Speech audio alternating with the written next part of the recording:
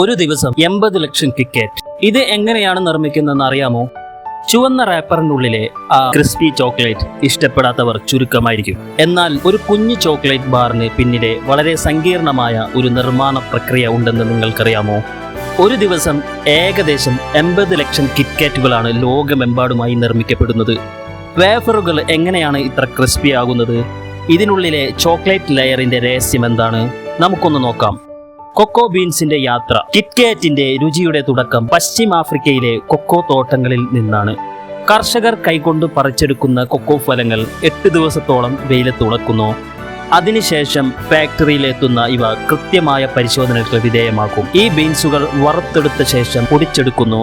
ഇതിൽ നിന്ന് കൊക്കോ ബട്ടറും കൊക്കോ പൗഡറും വേർതിരിച്ചെടുക്കുന്നതാണ് ആദ്യഘട്ടം. Chocolate mixing. ഈ കൊക്കോ പൗഡറിലേക്ക് പഞ്ചസാര, പാൽപ്പൊടി, കൊക്കോ ബട്ടർ എന്നിവ ചേർത്ത് വലിയ മെഷീനുകളിൽ മണിക്കൂറുകളോളം മിക്സ് ചെയ്യുന്നു.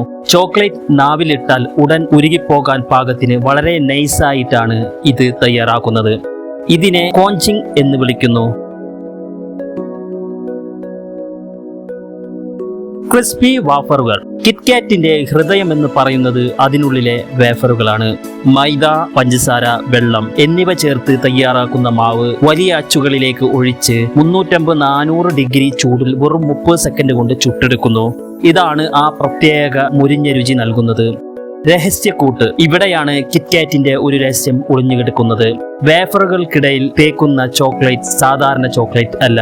ഗുണനിലവാര പരിശോധനയിൽ പരാജയപ്പെട്ട കിറ്റ്കാറ്റ് ബാറുകൾ പൊടിച്ച് ചോക്ലേറ്റിൽ ചേർത്താണ് ഈ ലെയർ ഉണ്ടാക്കുന്നത്.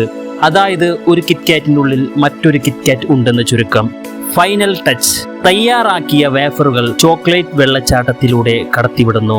3 ലെയർ ചോക്ലേറ്റ് കോട്ടിംഗ് നൽകിയ ശേഷം തണുപ്പിച്ച് കട്ടയാക്കുന്നു. അതിനുശേഷം ലേസർ കൃത്യതയുള്ള ബ്ലേഡ് കൊണ്ട് ഇവ നമുക്ക് പരിചിതമായ ആകൃതിയിൽ മുറിച്ചെടുക്കുന്നു. Packing and conclusion. പാക്കിങ്ങിന് മുമ്പ് ഓരോ ബാറും വീണ്ടും വീണ്ടും പരിശോധിക്കും. ചെറിയൊരു പോറൽ പോലുമുള്ളവ ഒഴിവാക്കും. മിനിറ്റിൽ 100 കണക്കിന് ബാറുകൾ റാപ്പ് ചെയ്ത് ലോകത്തിന്റെ വിവിധ ഭാഗങ്ങളിലേക്ക് അയക്കാൻ തയ്യാറാകുന്നു. അടുത്ത തവണ നിങ്ങൾ ഒരു കിറ്റ്കാറ്റ് കഴിക്കുമ്പോൾ അതിന് പിന്നിലെ ഈ വലിയ അധ്വാനം ഓർക്കുമല്ലോ. ഈ വീഡിയോ ഇഷ്ടപ്പെട്ടെങ്കിൽ ലൈക്ക് ചെയ്യാനും കൂടുതൽ ഭക്ഷണ നിർമ്മാണ വീഡിയോകൾക്കായി ഈ ചാനൽ സബ്സ്ക്രൈബ് ചെയ്യാനും മറക്കരുത്.